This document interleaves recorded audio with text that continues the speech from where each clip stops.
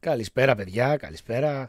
Επιστροφή για άλλο ένα review, παύλα εμπειρία θα το πω, ενός νέου παιχνιδιού. Καταρχήν είμαι ο Βασίλης, Λόρδος Μπίλσταχτ για άλλη μια φορά και αυτή τη φορά ήρθα να μιλήσω για το καινούργιο παιχνίδι που κυκλοφόρησε στις 27 του μήνα που λέγεται Atomfall. Πάμε τώρα, να ξεκινήσουμε σιγά σιγά, γιατί έχω ακούσει πάρα πολλά θετικά, έχω ακούσει πολλά αρνητικά, έχω ακούσει διαφόρων είδη σχόλια. Οπότε εδώ είμαι να σας πω εγώ την προσωπική μου εμπειρία που έχω γράψει περίπου στις 26 ώρες.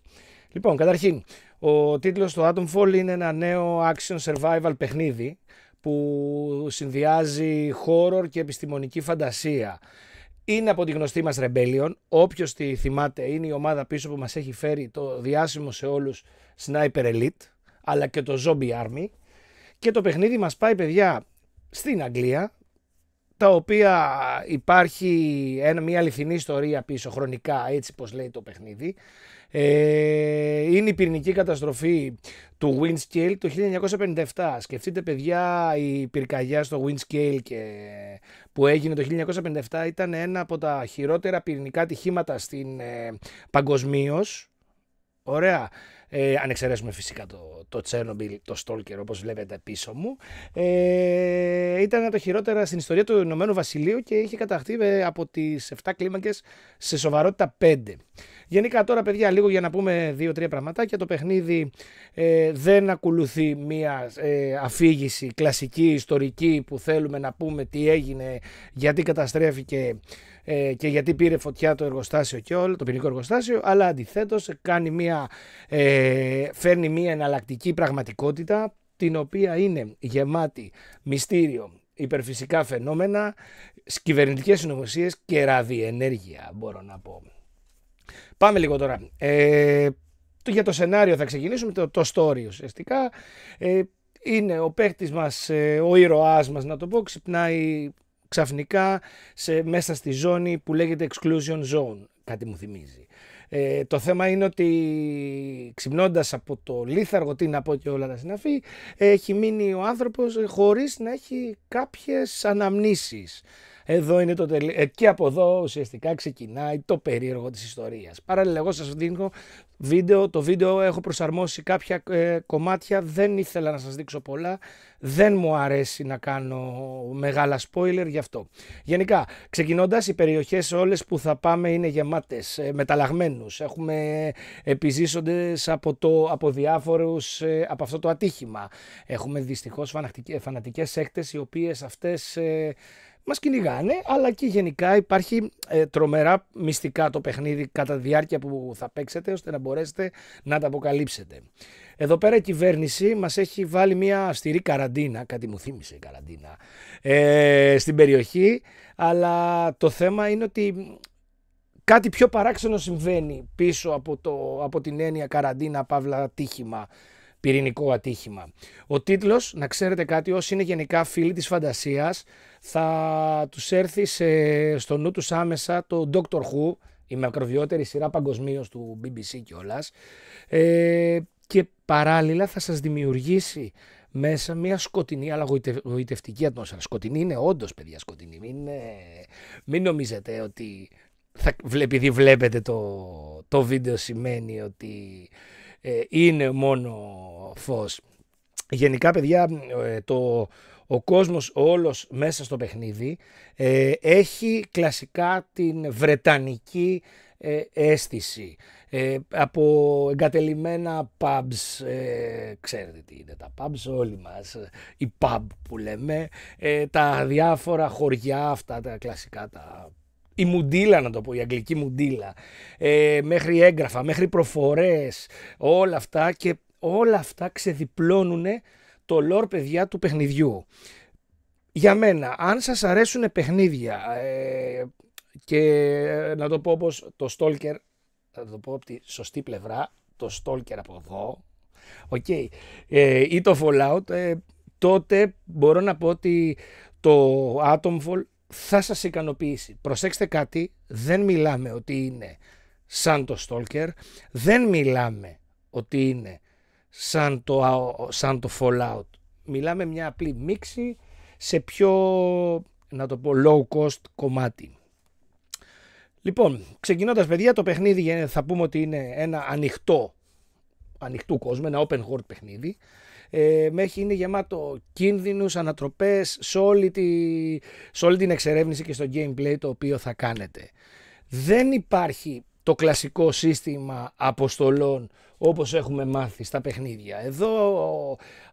Εδώ μας φέρνει το παιχνίδι το σημείο το οποίο, πώς να το πω, τα leads, σημειώματα, ενδείξεις, οι οποίες αυτές πρέπει να καταφέρουμε να τις κατανοήσουμε για να μπορέσουμε να προχωρήσουμε στην ιστορία. Δεν έχει το κλασικό objective marker system. Αυτό για μένα, ναι, μπορεί να μου φαίνεται περίεργο, αλλά παιδιά θα σας ενισχύσει περισσότερο την αίσθηση να ανακαλύψετε πράγματα, να γυρίσετε όλο το χώρο. Αυτό είναι ό,τι καλύτερο δηλαδή υπάρχει. Το κακό, και οφείλω να το τονίσω, είναι ότι κάποιοι οι οποίοι έχουν συνηθίσει σε κάποιο προηγούμενο σύστημα αποστολών, παιδιά, δεν θα τους αρέσουν. Αλλά και οι νέοι κιόλας οι οποίοι υπάρχει μια πιθανότητα να μην τους αρέσουν. Να ξέρετε. Γιατί τώρα η εξερεύνηση είναι ένα μεγάλο κομμάτι το οποίο θα βρείτε στο παιχνίδι. Θα δείτε, είναι 4 περιοχές γεμάτες. Ο παλιός κόσμος, ο κατεστραμμένος κόσμος, όπως μπορείτε να δείτε και κάλλιστα στο βίντεο που τρέχει, είναι τα απομεινάρια, να πω, είναι παντού παιδιά, περίεργα μηχανήματα, έχουμε αφίσες, ημερολόγια, σημειώσεις. Γενικά όλα αυτά βοηθούν στην αφήγηση, φτιάχνουν το υπόβαθρο της αφήγησης και σας τη φέρνουν με πάρα πολύ ωραίο τρόπο. Έχουμε αρκετό backtracking σε όλες τις πίστες, στα 4 ουσιαστικά 5 κομμάτια που είναι, και αυτό μπορεί να σας κουράσει.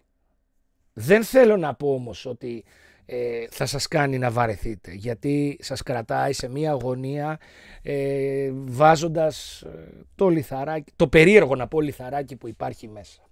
Τα NPCs παιδιά που θα βρείτε μέσα δεν είναι απλά σου δίνω το quest, πήγαινε κάτω και ξανά έλα. Έχει ο κάθε χαρακτήρας ο οποίος θα συναντήσετε και θα πάρετε το quest, έχει δικούς τους στόχους, δικά του μυστικά και δικές του συμπεριφορές. Πολύ καλό αυτό για το να κανονίσουμε το συγκεκριμένο budget του παιχνιδιού. Κάποιοι θα σας βοηθήσουν, κάποιοι, λογικό είναι επειδή μιλάμε για ένα τέτοιο κόσμο, να σας εκμεταλλευτούν ή να σας οδηγήσουν σε παγίδα. Το κορυφαίο π.χ. είναι ότι όταν πάτε σε ένα τηλεφωνικό θάλαμο που είναι μια περίεργη φωνή και σας μιλάει, εκεί είναι που λέει μην εμπιστεύεσαι τον τάδε, μην εμπιστεύεσαι τον τάδε. Έχει γεμίσει στο μην εμπιστεύεσαι τον κανένα. Τελικά ποιον εμπιστευτώ, δεν μπορούσα να εμπιστευτώ. Εντάξει. Anyway, έχει την ομορφιά του. Παιδιά, τώρα, στο κομμάτι μάχης θα πω ότι δεν είναι ένα τυπικό shooter. Η μάχη του Atomfall είναι βαριά, είναι σκληρή, είναι ρεαλιστική. Πάρα πολλοί κόσμος του ξύνησε στο κομμάτι της μάχης.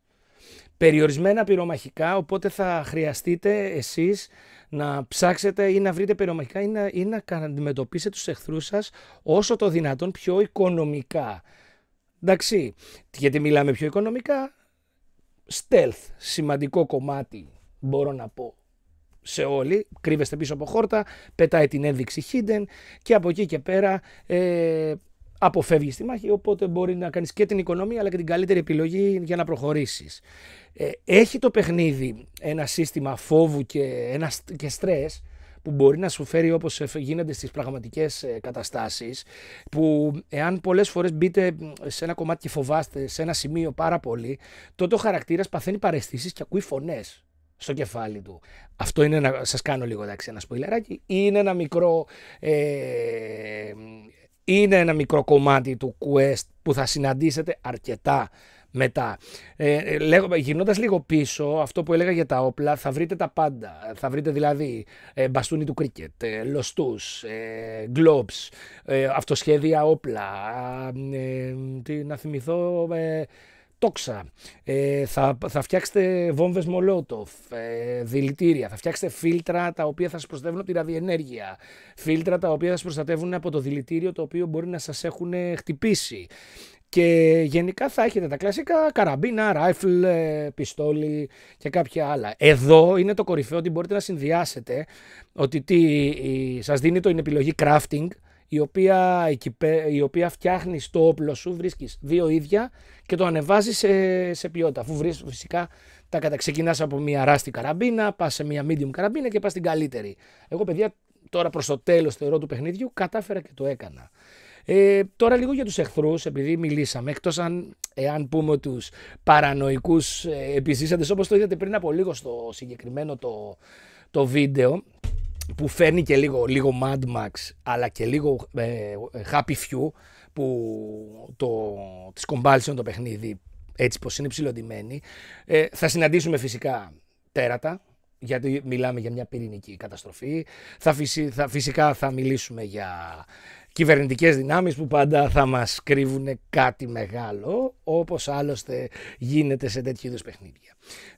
Παιδιά, τώρα στο κομμάτι των γραφικών, όπως βλέπετε κι εσείς, όσο θα δείτε κι εσείς μέσα από το YouTube, γιατί δυστυχώς, όπως το έχουμε πει, η απώλεια είναι κάπου από την εγγραφή και το ανέβασμα είναι μεγάλη, χρησιμοποιεί τη μηχανή Asura, η οποία αυτή χρησιμοποιείται στη σειρά Sniper Elite. Το είδαμε στο τελευταίο παιχνίδι του Sniper Elite. Δεν φτάνει τα επίπεδα των AAA τίτλων, αλλά όμως μας φέρνει τρομερά ατμοσφαιρικά, με δυναμικό καιρό, με ομίχλη και μέχρι και οι σκιές που ενισχύουν αυτόν τον τρόμο και τη φαντασία. Δημιουργούν μια πολύ ωραία ένταση. Ο κόσμος, να πούμε ότι είναι γεμάτος λεπτομέρειες, σπίτια, υπόγεια, εργαστήρια, bunkers, φράγματα, γέφυρες, τα πάντα. Πανέμορφο. Είναι ένα πανέμορφο παιχνίδι για το budget το οποίο συζητάμε. Τώρα, στο κομμάτι του ήχου, πάρα πολύ ωραίος. Ο ήχος, δεν θα πω ότι είναι εξαιρετικός. Έχουμε τα ραδιόφωνα και κάποια ηχητικά μηνύματα, οι οποία θα μας βάζουν μέσα στην ένταση, στην ιστορία. Έχουμε κάποιους περίεργους θορύβους όταν προχωράμε, για να να συνεχίσουμε, αλλά γενικά ο ήχος θα σας πρότεινα με πολύ ακουστικό, γιατί θα σας βοηθήσει στα σκοτεινά σημεία. Λοιπόν, για να μην σας πολύ κουράζω και δεν είναι καλό για εμένα, θα σας πω λίγο μερικά θετικά, αρνητικά. Όπως τα θετικά θα πω ότι είναι πολύ ωραία η ατμόσφαιρα, πολύ ωραία η αφήγηση, το settings, το καινούριο που είδαμε, τα leads που θέλετε να εξερευνήσετε, η επιβίωση, η μάχη, ο ηχητικός σχεδιασμός. Τώρα, αν μιλήσουμε για το αρνητικό κομμάτι, θα μπερδέψει τους παίκτες αυτό που είπαμε, ότι δεν υπάρχει guided missions, να πας εκεί πέρα να κάνεις αυτό και όλα. Θα σας μπερδέψει πάρα πολύ. Έκανα περίπου 2 ώρες εγώ για να μπορέσω να το καταλάβω. Για να μπορέσω να πω ότι αυτά τα leads που παίρνω θα με βοηθήσουν εκεί, θα με πάνε εκεί πέρα. Χώρια που πάρα πολλά leads σας βάζουν στο ίδιο quest με διαφορετική λύση. Το backtracking, μπορώ να πω ότι όποιος μπορεί να το θεωρήσει κουραστικό, εγώ δεν το θεώρησα κουραστικό, αντιθέτως χαροποιήθηκα. Και παιδιά, αρκετά προβλήματα σε κρασάρισμα, σε κάποια animations και στο κομμάτι του ήχου που εξαφανίζονταν ο ήχος.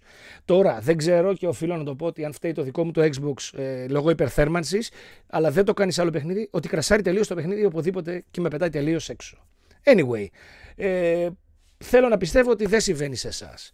Τώρα, να πούμε ένα μεγάλο συμπέρασμα, θα έλεγα ότι ο τίτλος που μας έφερε η Rebellion, θα πω μια μοναδική εμπειρία επιβίωσης για αυτό που ξέρει να κάνει, εξερεύνησης και αφήγησης θα τονίσω, και τα οποία ότι αν εσείς σας αρέσει τα παιχνίδια με πολύ ωραία ιστορία, το lore που λέμε, ατμόσφαιρα και γουστάρετε την επιβίωση, πιστεύω θα σας κερδίσει. Δεν είναι όμως, αν για εσάς που θέλετε ένα γρήγορο shooter ή για όπως π.χ. στυλ Call of Duty και τα συναφή, μπορεί να σας απογοητεύσει εκεί πέρα. Μπορεί όμως να σας κερδίσει. Εμένα προσωπικά, παιδιά, 26 ώρες και συνεχίζω. Θεωρώ ότι σήμερα ή αύριο θα το έχω τελειωμένο από τη στιγμή που βλέπετε αυτό το βίντεο.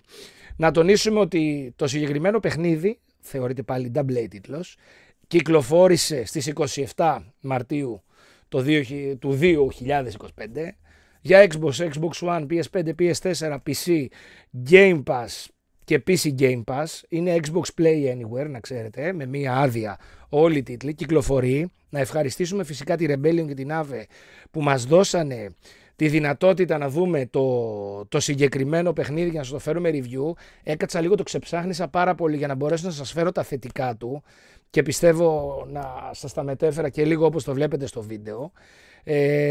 Το βίντεο είναι ένα μικρό κομμάτι της ιστορίας. Βλέπετε Slatendale, είναι μια περιοχή. Άντε να σας κάνω και το spoiler. Βλέπετε τα γραφικά όλα. Αξίζει να του δώσετε χρόνο, να του δώσετε λίγο υπομονή.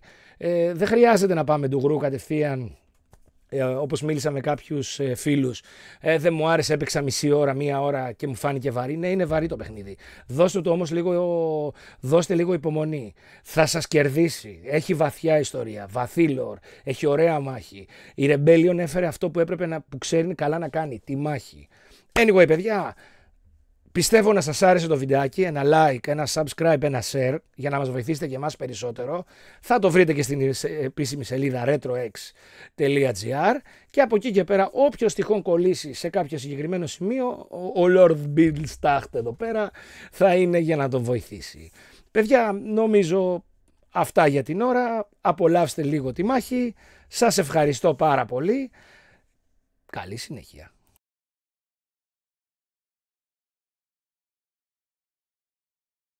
0, βλέπετε, 0. Κοιτάξτε, τσεκούρια, τα πάντα, όλα. Έτσι. Έχει τα πάντα. Να το. We Happy Few θυμίζει εδώ πέρα. Λίγο Mad Max θυμίζει. Όλα. Δεν σας αφήνω να κλείσω. Anyway, παιδιά, αυτό ήτανε. Σας αφήνω στα δικά σας χέρια το παιχνίδι.